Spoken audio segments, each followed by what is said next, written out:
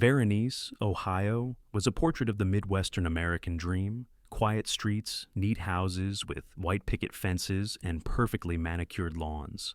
It was a place where life flowed quietly, predictably, just like hundreds of other small towns across the country. But for Monica Williams, one of the few African American residents in her neighborhood, that peace always came at a price. It felt like a thin blanket, warm but never quite covering the chill of being different. The neighbors' overly enthusiastic greetings, the backhanded compliments like, "You're so articulate," always carried a subtle undercurrent of surprise, as if her success were a noteworthy exception, not a given. On Clement Street, Monica lived in a charming two-story house with bright blue shutters. It was a deliberate statement, an effort to add a splash of color to a world that sometimes felt too monochromatic. At 45, she was still a striking woman, a dedicated nurse at Varennes Central Hospital. Her tall, graceful figure and deep, intelligent brown eyes were framed by barely visible wrinkle, tiny maps of laughter, worry, and sleepless nights. 3 years after her divorce, she was raising her son, Louis, son in Monica's universe. A high school senior and the star of the school's basketball team, he was her unabashed pride. He had his mother's height and lean build, coupled with a natural charm and an easygoing personality. Every morning, their home followed a familiar ritual. Monica would rise at 6 a.m. to make breakfast. Louis would stumble into the kitchen at 7, sleepy and disheveled, but he would always kiss his mother on the cheek and thank her. It was their small bond, a testament that they were a family, a fortress against the world. One October morning, as the leaves began to turn fiery shades of yellow and red, a subtle shift entered the air. "I'm staying late today, Mom," Louis said, sipping his orange juice. "We have extra practice. Kevin's staying too." That name, Kevin. It sent a subtle shiver down Monica's spine. She forced a natural-looking smile. "Okay, sweetie, be safe." Kevin Taylor had been Louise's best friend for 2 years. They were inseparable. His family was also black, living on the other side of town in a less polished neighborhood. At first, Monica saw Kevin as just another part of her son's life. He was a good kid, polite, and seemed mature for his age. But gradually, something had changed, something she didn't want to admit. She first felt it distinctly on an autumn afternoon. Louis was in the shower after practice, and Kevin had stayed to help her in the kitchen. They were standing side by side, chopping vegetables. As she reached for a knife, his hand accidentally brushed against her arm. It wasn't just a touch. It lingered a moment too long, a warm electric current that spread across her skin, making her flinch. She looked up and met his gaze. It wasn't the look of a boy. It was focused, searching, and held a deep, intense understanding that unnerved her. In that moment, the air in the cozy kitchen grew thick and heavy. She quickly turned away, feeling her cheeks flush, her heart pounding in her chest. He said nothing, but the silence between them was louder than a confession. From that day on, Monica started noticing. She noticed how often Kevin was at their house, even when Louis was busy. He'd help her fix a leaky faucet, listen intently to her stories about the hospital, asking questions that showed he was genuinely interested. He looked at her, not as his best friend's mother, but as a woman, and the scariest part was she found herself looking back. In the house with the bright blue shutters, a symbol of suburban peace, a mother didn't know that the hand she'd touched that day wasn't just her son's best friend's, it was the hand of fate. She was stepping into dangerous territory, where the line between maternal affection and a woman's desire was blurring alarmingly. The winter nights in Ohio came early, bringing a bone-chilling cold. The Williams house, usually filled with laughter and the sound of a bouncing basketball, now often fell into a tense silence. Monica had tried to lie to herself. She told herself she saw Kevin as a second son, a good friend to Louis, but the lie grew thinner every day. It became harder to ignore the fact that the person beside her was not a child, but an intelligent, attentive young man who looked at her with undisguised admiration. She started choosing nicer outfits when she knew he was coming over, laughing a little more at his jokes. She craved their brief conversations, those moments when it was just the two of them. Everything shattered on a December evening. A sudden snowstorm hit, and Louis' basketball game in a neighboring town was postponed, but the team decided to leave early anyway to avoid the worsening weather. "Mom, we're heading out now. We're staying overnight," Louis yelled from upstairs. "Did you text Kevin?"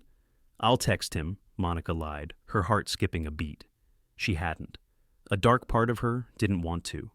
When Kevin arrived, the snow was falling thick and fast, blanketing the neighborhood in white. He knocked, his face flushed from the cold, a bright smile on his lips. "Hey, Ms. Monica, is Louis ready?" "Louis, he's gone," Monica said, her voice trembling slightly. "The team left early because of the storm." The smile on Kevin's face faded, replaced first by confusion, then by a slow dawning of awareness. Now, it was just the two of them in the empty house. The silence descended, heavy with months of unspoken feelings. The snow falling silently outside created a nearly perfect backdrop for what was about to happen. He was the one who broke the distance. Without a word, he stepped forward and gently brushed a stray lock of hair from her face. That touch, no longer accidental, burned away Monica's last defenses. Their first kiss was clumsy, almost painful, a frantic mix of shame and longing. Afterward, they sat in the living room in silence for a long time, not daring to look at each other, the dim light hiding the guilt on their faces. "This is wrong," Monica whispered, her voice lost. "I know," Kevin replied, but he didn't leave. That night was the beginning of their clandestine affair, stolen meetings when Louis was away. Each time, Monica swore to herself it would be the last. And each time, she couldn't find the strength to keep her promise. For the first time in years, she felt alive, wanted, needed. At 17, Kevin had an incredible ability to make her forget her age, the rules, the consequences. But their secret was not the only one quietly growing in the dark. In the silence of an empty house, a kiss had broken every rule. But what they didn't know was that in another part of town, a young woman was staring at her phone, a cold sense of dread growing in her heart. Tasha Brooks, Kevin's girlfriend, felt her world slowly cracking. She was a delicate girl with large, sad eyes, and she loved Kevin with a pure, absolute love. But lately, he'd grown distant. Unanswered calls, brief, dismissive texts. "I'm busy with practice," he'd say. "I'm tired." That night, the night of the snowstorm, Tasha had called Kevin a dozen times. No answer. She drove past his house. The lights were out. A terrible premonition led her to Clement Street. And there it was, Kevin's old Ford, parked right in front of the house with the blue shutters.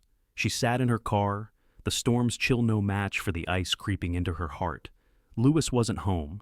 She knew that. So, why was Kevin there? She stared at the house, imagining the unimaginable, and a seed of suspicion and jealousy was planted in her soul. The results of the routine physical exam arrived like a death sentence. Dr. Higgins' office, with its sterile smell and cold fluorescent lights, suddenly felt like a courtroom where Monica was the sole defendant. She sat there, clutching the lab report, her knuckles white. "I'm sorry, can you say that again?" she asked, her voice barely a whisper. Dr. Higgins sighed, his face a mask of sincere sympathy. "Monica, I'm so sorry. Your HIV test came back positive. We ran it again to be sure, and the result is the same." HIV. The three letters echoed in her mind, shattering her world into a million pieces. As a nurse, she knew exactly what it meant. The medications, the constant monitoring, the perpetual fear, and most of all, the stigma. In a small, predominantly white town like Veronese, being a single black mother was hard enough. Now, she would be the single black mother with HIV. It was a social death sentence. But how? She whispered, unable to speak the raw truth. She hadn't been with anyone since the divorce. No one. Except for Kevin, except for her son's 17-year-old best friend. A wave of nausea and disgust washed over her. Dr. Higgins delicately looked away. "Monica, you know the virus can be dormant for a long time. Maybe it's a consequence of a relationship from your more distant past." He was trying to give her an out, a socially acceptable explanation. She nodded mechanically, but a horrifying suspicion, cold and sharp as a razor, began to form in her mind. There was no distant past. There was only the present. Only Kevin. What if this wasn't an accidental transmission? The three letters on the lab report had turned Monica's life into a nightmare. But as the doctor tried to offer a reasonable explanation, a more terrifying suspicion formed in her mind. This was not an accident.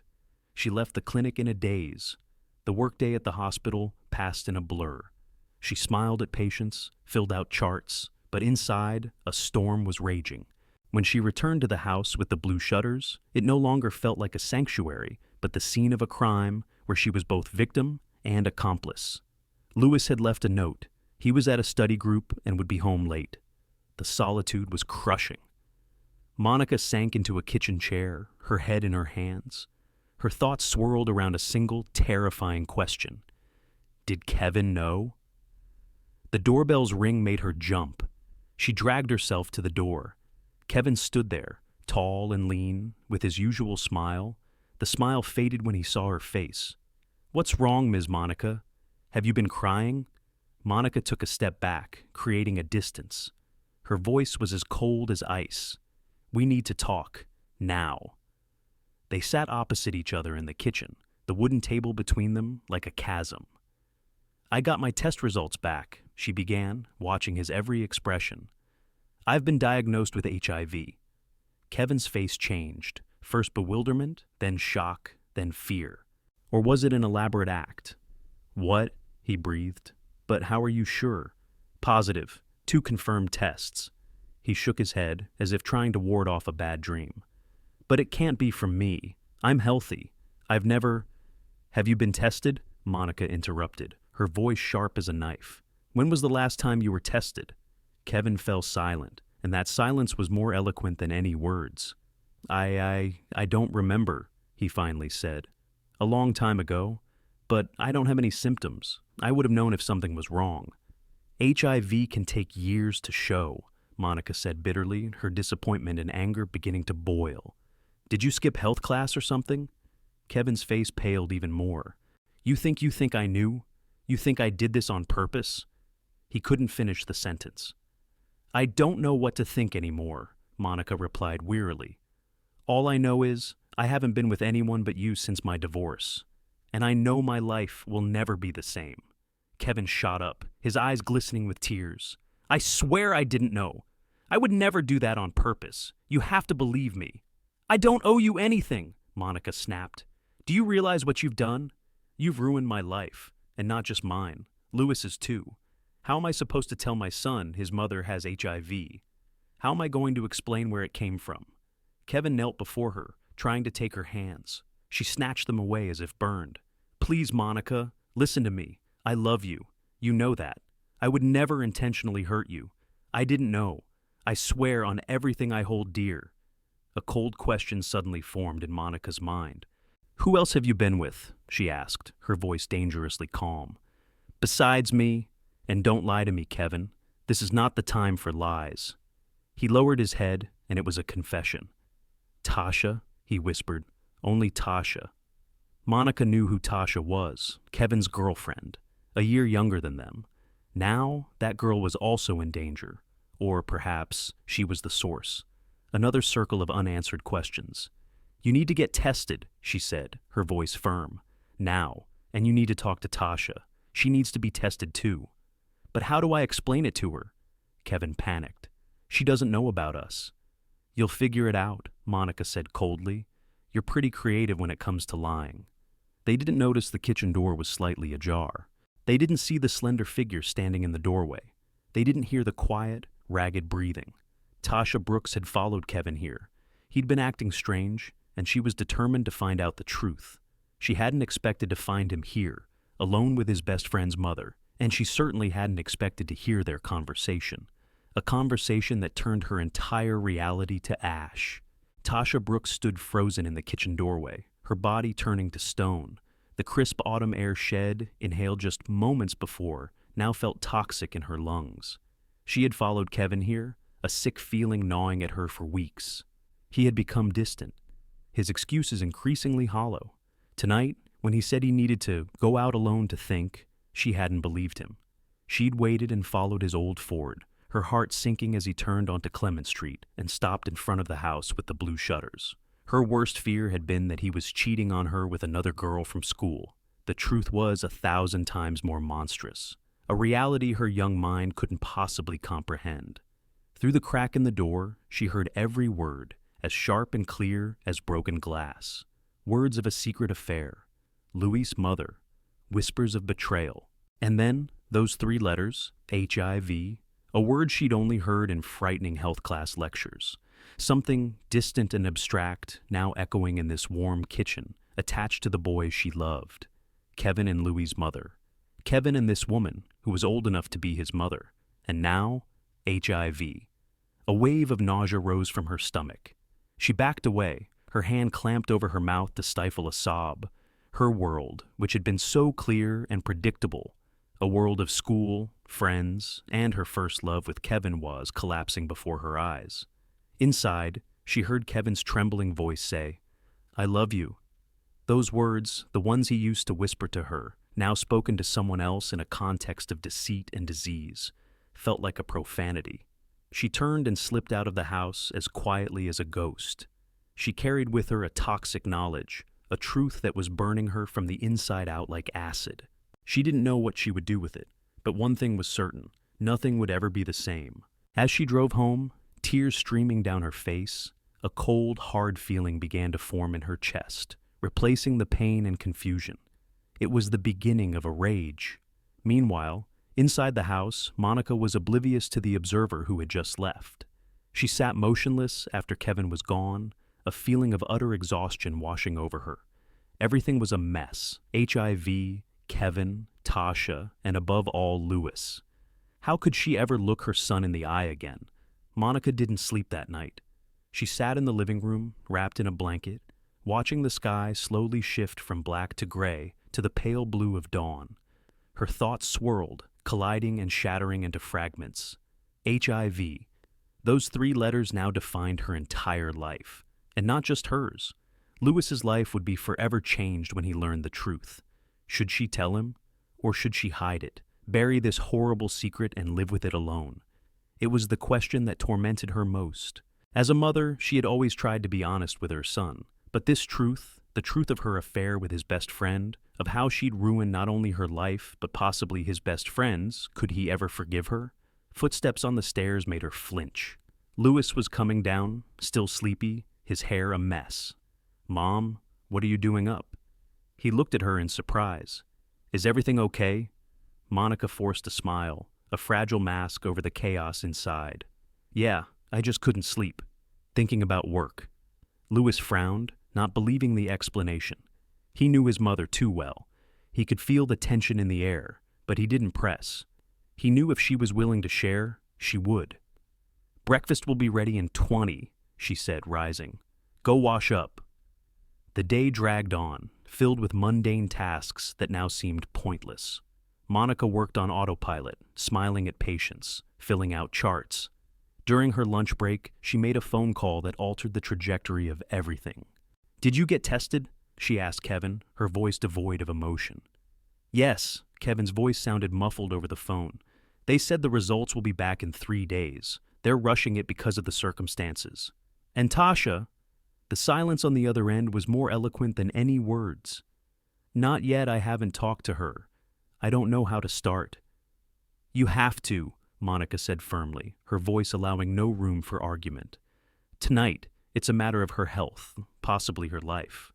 "I know. I'll tell her, I promise." Monica hung up and stared out the window for a long time. She knew she had to tell Louis the truth, but she couldn't.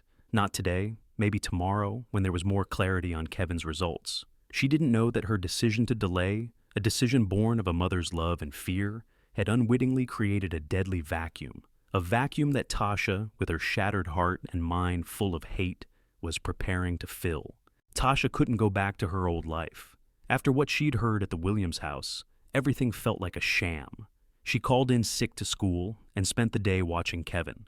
When he left school after basketball practice, she followed him at a distance, a reluctant detective. To her surprise, Kevin didn't go home or to Louis's house. He drove to a clinic on the other side of town, a small building with a discreet sign that read, "Medical Testing Center." Tasha froze across the street, watching him go inside. A cold dread washed over her. He was in there for almost an hour. When he came out, his face was pale and tense. She followed him home, then drove to her own apartment. Sitting in front of her computer, she began researching HIV. Symptoms, transmission, treatment. The more she read, the greater her fear grew. She remembered all the times she and Kevin had been intimate, and she shuddered. What if she was infected too? The next day, Kevin came to see her. He looked exhausted, with dark circles under his eyes. "We need to talk," he said, and Tasha knew the moment she'd been both dreading and anticipating had arrived. They sat in her room, and Kevin spoke, avoiding her eyes. He told her about his visit to the clinic, about getting tested for HIV, and that she should do it too. "But why?" Tasha asked, feigning surprise, her voice a perfect imitation of concern. "Why all of a sudden?" Kevin hesitated. "There was a talk at school about STDs, and I realized I'd never been tested. It's irresponsible. We need to be sure everything is okay." The lie was so transparent that Tasha almost laughed in his face. Instead, she nodded and promised to go to the clinic. The moment he left, she burst into tears of impotent rage, fear, and helplessness. His lie wasn't just a lie, it was an insult to her intelligence, a dismissal of her love. Meanwhile, Lewis also sensed that something was deeply wrong. His mother had become distracted, avoiding his gaze, often locking herself in her room. Kevin had changed too, becoming jumpy and nervous, constantly checking his phone. When Lewis asked what was wrong, they were both evasive. But Louis was no fool. He sensed something serious was going on, something that involved both his mother and his best friend. One evening, he saw them talking in the kitchen, their voices low and tense. When he walked in, they both fell silent and tried to pretend nothing was wrong. Kevin left quickly, and his mother claimed a headache and went to her room. Louis was left alone with a growing sense of suspicion and anxiety. The next day, he ran into Tasha in the school hallway. She looked drained, her eyes red. "Hey, you okay?" he asked. Tasha flinched. "Yeah, I'm fine," she replied, but her voice trembled. "Look, do you know what's going on with Kevin?" Louis asked bluntly. "He hasn't been himself lately." Tasha looked at him for a long moment, as if weighing a momentous decision. "I don't know," she finally said. "We haven't been seeing much of each other. Maybe he's seeing someone else." Louis frowned. That seemed strange. "What makes you think that?" Tasha shrugged. "Just a feeling. He's always busy, never answers his phone. Classic cheating boyfriend behavior." She turned and walked away, leaving Louis puzzled. Something in her words made him wonder. Kevin had been at their house a lot, even when he wasn't there. Could he be seeing a girl in the neighborhood? But why all the secrecy? That same evening, the doorbell rang at the Williams house. Monica opened it and froze when she saw Tasha on the doorstep. The girl's face was no longer filled with anguish, but with a cold resolve. "I need to talk to you," Tasha said firmly, her voice devoid of any hesitation. "Alone." A chill ran down Monica's spine. This was not a casual visit. This was a confrontation. She stepped back, letting Tasha into the house. "Louis is in his room," she said quietly. "Let's go to the kitchen." They sat down at the table, the tense silence thick between them. Tasha pulled an envelope from her backpack and slid it across the table. "I got tested," she said without preamble. "HIV and other infections, all negative." Monica closed her eyes, feeling her knees go weak. So Tasha knew. But how? "I heard you and Kevin talking," Tasha said, as if answering her unspoken question. "That night, at the kitchen door, I heard everything." "Tasha, Don't explain," the girl cut her off, her voice sharp. "I don't care about what you two did." She wrinkled her nose, unable to say the words. "The point is, Kevin lied to you. He knew about his status." Monica stared at her, horrified. "What? How do you know?" "I have a friend who works at the clinic where Kevin went," Tasha said, each word a hammer blow. "My friend said Kevin went there for a test 4 months ago, and it came back positive." The ground fell out from under Monica. 4 months. He had known all this time. He had known and continued this relationship, continued to put her at risk, continued to sleep with Tasha. The evil of it was unimaginable. It was no longer a youthful mistake. It was a deliberate, malicious act. Why are you telling me this?" Monica asked, her voice hoarse. Tasha shrugged, a cold, chilling gesture. "Because you need to know the truth, and because I want you to talk to Louis. He deserves to know what's going on." With those words, she stood up and headed for the exit. At the door, she turned back. "I loved him," she said quietly, her voice breaking. "And he destroyed everything." When the door closed, Monica sat motionless for a long time, trying to breathe. The truth Tasha had just revealed was worse than the HIV diagnosis itself. It turned her tragedy into a crime. She pulled out her phone and dialed Kevin's number. "Get over here right now," she said when he answered, her voice as cold as steel. "We need to talk." Kevin arrived in 20 minutes, out of breath, worry etched on his face. "What's wrong?" he asked, stepping into the kitchen where Monica waited for him like a judge. Monica looked straight at him, the cold fury in her eyes burning through his lies. "You knew," she said, her voice terrifyingly calm. "The whole time. You knew about your status and you said nothing." Kevin's face went white, a mask of panic. "What? No, I didn't." "Don't lie to me!" Monica's voice soared, sharp and full of pain, before she quickly glanced toward the stairs, terrified Louis might hear. She lowered her voice, but the intensity remained. "Tasha was here. She told me everything. You were tested 4 months ago, and it came back positive." Kevin slumped into a chair as if his legs had given out. All pretense vanished, leaving a raw, ugly truth. I didn't want you to know," he whispered, his voice lost. "I was afraid you'd push me away." "Push you away?" Monica stared at him in disbelief.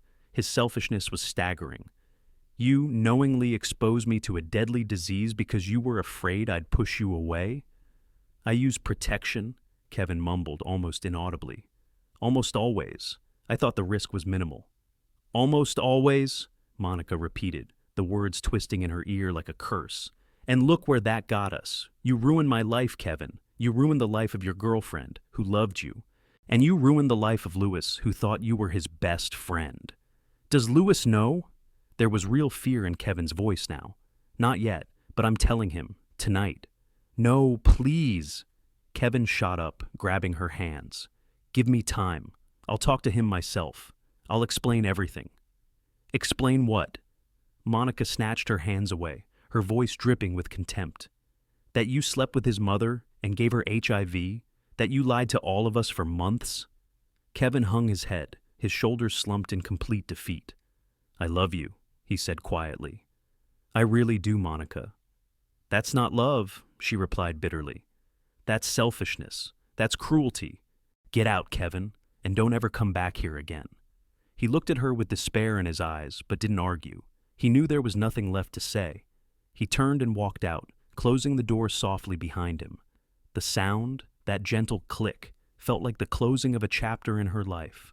Monica sank into a chair, finally letting the tears fall. They weren't tears of sadness, but of rage, betrayal, and a paralyzing fear of the hardest conversation of her life, the one with her son. But before she could pull herself together, the doorbell rang again, a sudden jarring sound in the quiet house. She wiped her tears, thinking perhaps Kevin had returned to beg one more time. But when she opened the door, Tasha was standing there, her face even paler and more determined than before. "Did you tell him?" the girl asked, without a greeting. "Yes," Monica answered. "He just left." "And what did he say?" "He confessed, said he was afraid of losing me." Tasha made a strange sound, half a laugh, half a sob. "Losing you? What about me? What about our future that he ruined?" "Tasha, I understand your pain, but now is not a good time." "When will be a good time?" the girl interrupted, her eyes blazing with a frightening fire. "When you tell Louis? When everyone knows his mother slept with his best friend? When this whole town is gossiping about you having HIV?" A chill went down Monica's spine. "Are you threatening me?" "No," Tasha shook her head. "I just want you to realize what you've done. You and Kevin, you did this." "I'm talking to Louis today," Monica said firmly. "He deserves to know the truth, and I'm going to tell him everything." "Everything?" Tasha smirked bitterly. "Including that you slept with his best friend, that Kevin knew about his HIV and deliberately put you at risk, that he lied to all of us?" "Yes," Monica replied, her voice resolute. "The whole truth, no matter how bitter it is." Tasha looked at her for a long time, as if making a final decision. Then the tension in her face seemed to soften slightly. I have a glass of water," she asked, her voice suddenly weak. "I don't feel well." Monica, her nurse's instincts kicking in, nodded and went into the kitchen. Tasha followed her. As Monica was filling a glass from the tap, Tasha quietly opened her backpack. "You know," Tasha said softly, her voice strangely calm, "I really loved him, with all my heart.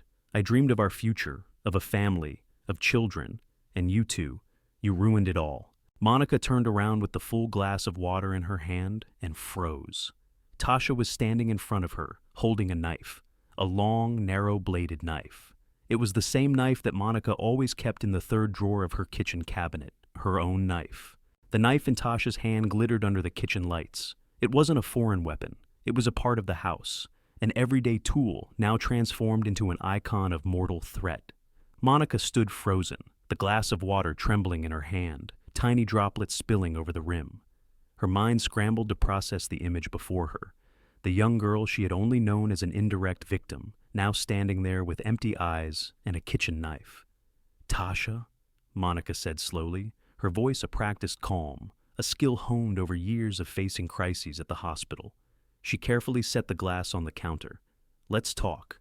I understand your pain, your anger, but this is not the answer." "There is no other way out," Tasha replied, her voice cold and distant, as if she were speaking about someone else. "Don't you get it? It's all gone. It's over." "No, it's not over." Monica took a small step forward, holding out a hand in a placating gesture. "HIV is not a death sentence. Death. With modern medicine, people live long, full lives. And you're healthy, Tasha. Your tests are negative. You have everything ahead of you." "You don't understand," Tasha shook her head, a bitter smile flashing across her lips.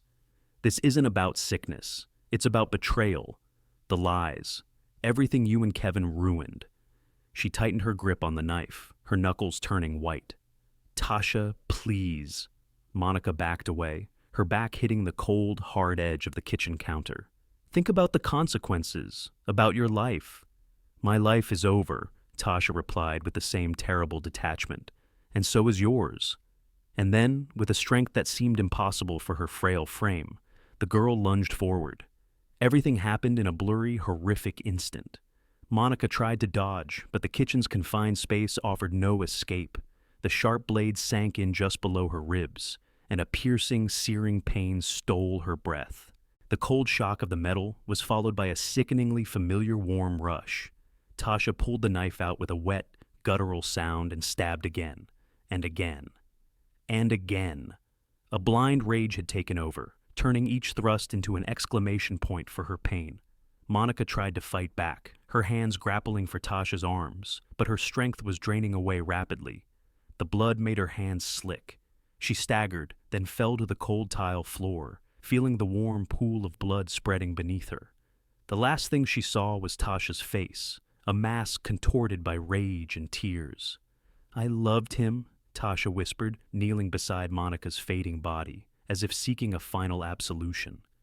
"I loved him so much," Monica wanted to answer. She wanted to say she understood, that she too had loved and been betrayed, that this tragedy was bigger than both of them. But only a faint gurgling sound escaped her throat.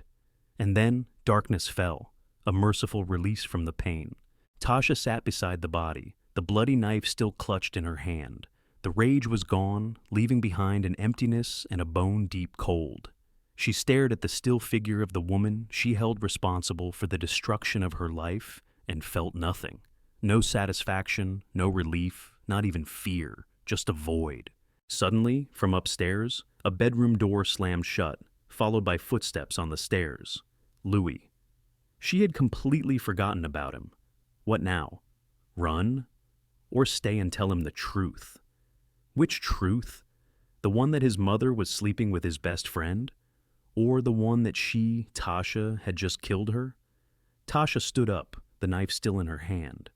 Blood dripped from the blade onto the tile floor, mixing with the puddles spreading around Monica's body. The footsteps on the stairs grew closer.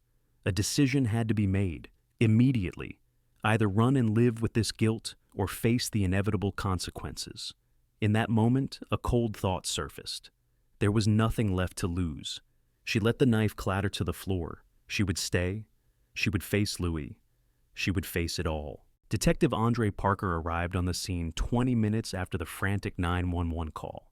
As he stepped out of his car, the cold night air of Veronese was already torn apart by the flashing red and blue lights of patrol cars and an ambulance. Uniformed officers had cordoned off the house with yellow tape, and paramedics had pronounced the victim dead at the scene. Parker was a tall, powerfully built black man in his late 40s, with eyes that had seen too much tragedy. He'd worked in major cities before moving to Varanase for a slower pace, but he knew darkness could creep in anywhere. The moment he entered the house, he was hit by the heavy metallic smell of blood. The kitchen looked like something out of a horror film. Blood was on the floor, the walls, the white kitchen cabinets. In the center lay the body of a woman, covered by a white sheet already soaked through with red. The forensics team was working methodically, taking photos, collecting samples, taking measurements.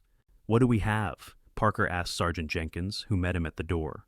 "Monica Williams, 45, nurse at Central Hospital. Multiple stab wounds, looks like 17 of them. Found by her son, Louis Williams, 17, when he came down from his room. He's the one who called it in." "Where's the boy now?"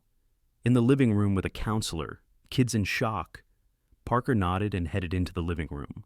On the sofa sat a tall, athletic young black man with a frozen, vacant look in his eyes. Maria Gomez, the department's psychologist, sat beside him, speaking in a low, soothing voice. "Detective Parker," he introduced himself. "Lewis, I know this is an incredibly difficult time, but I need to ask you a few questions." Louis slowly looked up. His eyes were dry, but they held a despair that made Parker's gut clench. "What happened?" the detective asked softly. "I was upstairs, in my room." Louis's voice was robotic, as if he were reading from a script. "I was doing homework. I heard a noise downstairs, but I didn't pay much attention. My mom often dropped things in the kitchen. Then it got quiet. Too quiet. I came downstairs and I found her." His voice broke on the last word. "Did you see anyone? Hear any voices?" Louis shook his head. "No, nothing." "Was your mother expecting anyone? Did she have any visitors today?" "I don't know." Louis rubbed his face. "I was in my room most of the day, but she's been acting strange lately, like she was hiding something." "Strange how?" "Nervous, quiet. She locked herself in her room a lot, and she had a fight with Kevin." "Kevin?" "My best friend. He used to be over here all the time, but the last few days it was like he and my mom were avoiding each other." Parker made a note in his pad. "I'll need to talk to him. Do you know where I can find him?" "He's probably at home or at his girlfriend Tasha's place." Another note. "Did your mother have any enemies? Anyone who might have wanted to hurt her?" Louis shook his head, a single tear finally tracing a path down his cheek. "No. Everyone loved her. She was a good person." Parker left the living room and headed back to the main scene. In the midst of the chaos of blood and evidence, a small detail caught his eye. On the kitchen counter sat 2 glasses. One was full of water, almost untouched. The other was empty. "Looks like the victim was talking to someone right before she died," Parker said to a forensics tech. "Maybe even offered them a drink." "So she knew the killer," the tech concluded. "We've already dusted both glasses for prints and DNA." Parker stepped outside into the yard for a breath of fresh air. A picture of what happened was beginning to form. Monica Williams, a respected nurse and single mother, brutally murdered in her own home. The killer was likely someone she knew. Her son mentioned her recent strange behavior and a fight with a family friend.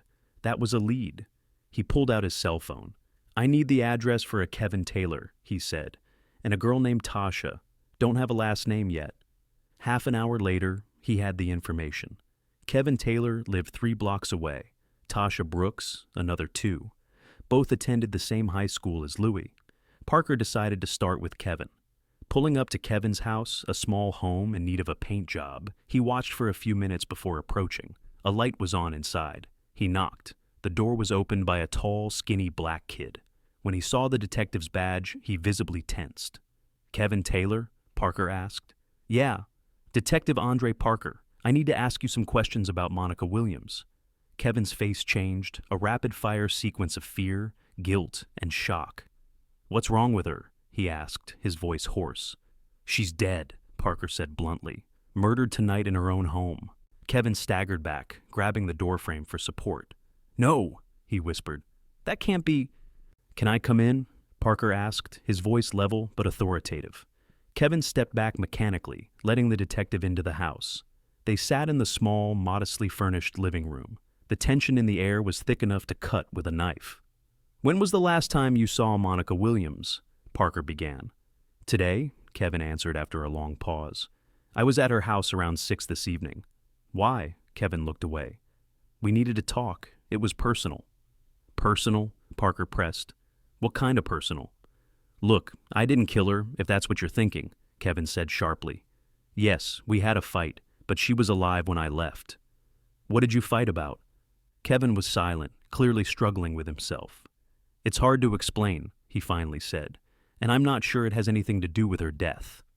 "Let me be the judge of what's relevant to the investigation," Parker said firmly.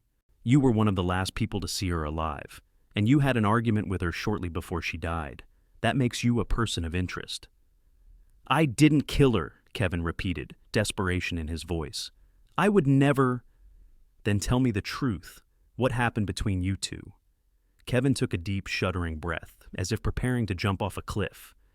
We were in a relationship," he said quietly, the words seemingly forced from his chest. "Not just friends. We were dating." Parker didn't let his surprise show. "You were dating your best friend's mother?" "Yes." Kevin hung his head, his voice full of shame. "For a few months. Louis didn't know. Nobody knew." "And what was your conversation about today?" Kevin was silent for so long, Parker thought he wouldn't answer. "Monica, she was diagnosed with HIV, he finally said. She thought she got it from me." "And is that true?" "I don't know." Kevin looked up, his eyes weary and defeated. "I honestly don't know. I got tested, but the results aren't back yet." He paused, then added, his voice laced with bitterness. "But she thought I already knew my status and hid it from her. Tasha told her I'd been tested months ago and that it was positive. But that's not true. I've never been tested before." "Tasha? Your girlfriend?" "Yeah, she found out about Monica and me. I don't know how. And she was furious." Parker looked at the young man carefully. The story sounded absurd, but it had a terrifying internal logic. A secret affair, an HIV diagnosis, a betrayed girlfriend who finds out. All the ingredients for a tragedy. "Where is Tasha now?" he asked. "I don't know." Kevin shook his head. "At home, I guess. We haven't spoken since she found out." "When did that happen?" 3 days ago. She came to me, crying, screaming that I'd betrayed her, that I'd ruined her life." Parker stood up. "I need to talk to her. Stay here, Kevin. I'll be back." "Yet you don't think Tasha could have?" Kevin didn't finish the sentence, but the horror was plain in his eyes. "I'm just gathering information," Parker said neutrally. But as Parker left Kevin's house, a bad feeling began to form. He called dispatch. "Check the address for Tasha Brooks. Send a patrol car over there now." 10 minutes later, his phone rang. It was Sergeant Jenkins. "Detective, we've got a problem. The patrol car got to the Brooks house. Nobody's home.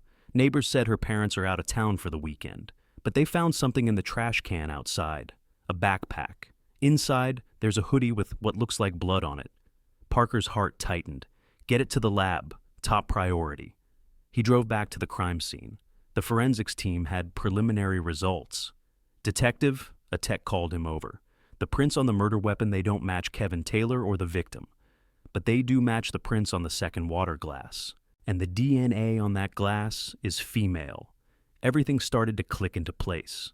The argument with Kevin happened earlier. But there was another visitor after he left.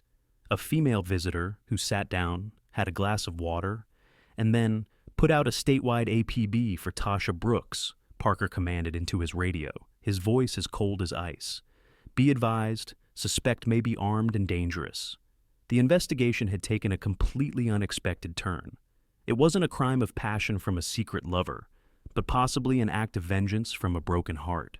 Parker looked back at the house with the blue shutters, now surrounded by police lights, and he knew the tragedy within its walls was far more complex and painful than he had first imagined. 2 days passed in a tense manhunt. Tasha Brooks's picture was on every local news broadcast. Patrol units scoured the area, but the girl seemed to have vanished without a trace. Parker felt the pressure mounting. A teenage killer was on the loose, and the entire town was holding its breath. During this time, Louis was placed with his aunt, Monica's sister. The young man was still in shock, but gradually, the numbness was replaced by questions. Parker visited him, not just as a detective, but as a man who had seen loss before. "We have a suspect," Parker said cautiously. "Who is it?" Louis asked. "Tasha Brooks." Louis looked at him, incredulous. "Tasha? Kevin's girlfriend? That's some kind of mistake. Why would she kill my mom?" Parker knew he couldn't delay any longer. He couldn't shield him from the truth, no matter how painful it was. "Louis," he began, his voice gentle but firm. "Your mother and Kevin, they were in a relationship. A romantic one." Louis's face went rigid, like a mask. "What?" "They were dating for months, secretly. Tasha found out 3 days before it happened." Parker continued, laying out all the painful details. Monica's HIV diagnosis, her belief that Kevin had intentionally infected her, and Tasha's malicious lie that had added fuel to the fire. Louis sat motionless, staring at a spot on the wall. "That's impossible," he finally said, his voice barely audible. "Mom would never Kevin's, my friend, he's my age." A world built on love and trust had crumbled in minutes. "I'm sorry, Louis," Parker said. "I'm truly sorry." The search for Tasha continued with no results. Parker felt like they were hitting a wall. "She can't have gotten far," he told his team in a briefing. "She's a scared kid. She's hiding somewhere nearby." That's when Sergeant Jenkins offered an idea. "We've looked everywhere a person would think to look. Maybe it's time to let something else try. We have the K9 unit detective. Max is our best tracking dog." Parker was initially hesitant. Using a K9 to track a runaway kid felt extreme, but they were out of options. "All right," he agreed. "Bring Max in. We'll start at her house and give him the scent from that hoodie." Max, an intelligent and experienced German shepherd, was brought to the scene. After getting the scent from the bloody hoodie, he went to work. He didn't head for the highway or the bus station. Instead, he led the officers into a small patch of woods on the edge of town, a place kids often played but adults rarely noticed. The dog barked loudly, stopping in front of an old, dilapidated wooden shack, a clubhouse that neighborhood kids had abandoned years ago. Parker and his officers approached cautiously. The door creaked open as they pushed it. Inside, it was dark and damp. And there, in a corner, huddled under a dirty blanket, was Tasha Brooks. She was thin, her eyes sunken and wild. When she saw the officers, she didn't resist. She just began to cry, the broken sobs of a child who had gone too far and didn't know the way back. The interrogation took place at the station, in the presence of a lawyer and a psychologist. Tasha was strangely calm, almost detached. "Do you know why you're here?" Parker asked. "Yes," she answered flatly. "I killed Monica Williams." She recounted the story monotonously, without emotion, as if telling someone else's tale. She went to the house, wanting to talk, to confront. Monica invited her in, offered her water. They talked about Kevin, about the HIV, about the lies. "I was so angry," she said, "so hurt." Then she saw the knife. I wanted her to feel my pain. I took the knife and I stabbed her, and then I couldn't stop." "Was it true that Kevin knew about his HIV status?" Parker asked. Tasha shook her head, showing emotion for the first time. Tears welled in her eyes. "No, I lied. I wanted her to hate him, like I hated him. I wanted to destroy what they had." "Did you plan to murder her beforehand?" "No," she sobbed. "I just wanted to talk. But when she said she was going to tell Louis the truth, I don't know what happened to me. Something inside me just broke." Parker closed his notebook. "Tasha Brooks, you are under arrest for the murder of Monica Williams." The tragedy had come to an end, but the scars it left would last forever. Tasha Brooks's trial was swift, her confession leaving no room for doubt. Given her lack of a prior record and her juvenile status, she received a sentence of 15 years, with the possibility of parole in 8. Justice was served, but it offered little comfort. Kevin, whose HIV test came back negative, tried to speak with Louis, but Louis refused to see him. A few months later, Kevin and his mother moved to another city, changed schools, and started a new life, carrying the weight of what had happened. And Louis remained. He lived with his aunt, graduated from high school, and planned to attend college. But he was no longer the same carefree young man. He was quieter, more serious, and rarely smiled. The weight of betrayal from both his mother and his best friend had left a deep scar on his soul. Nearly a year after the tragedy, Louis visited his mother's grave. He placed a bouquet of flowers on the green grass and stood for a long time in silence. "I'm trying to understand, Mom," he finally said, his voice a whisper in the wind. "I'm trying to forgive, but it's so hard." The wind rustled the leaves in the trees above him, as if trying to say something. Louis listened to the whispers, hoping for answers he didn't have. "I love you," he said softly. "No matter what, I will always love you." He turned and walked away, carrying a pain he knew would never fully disappear, but one he would learn to live with. He was only 18, with his whole life ahead of him. A life where he would have to carry the weight of the past, but one where he hoped there would also be room for love, forgiveness, and hope. Detective Parker sometimes thought about this case, one of the most tragic of his career. He thought about forbidden love, about betrayal, about the rage that can push a person to the brink of murder. He thought of young lives maimed by a series of fatal mistakes. And every time he drove past the house with the blue shutters on Clement Street, he would slow down, as if paying his respects to the tragedy that had played out behind its walls. The final lesson.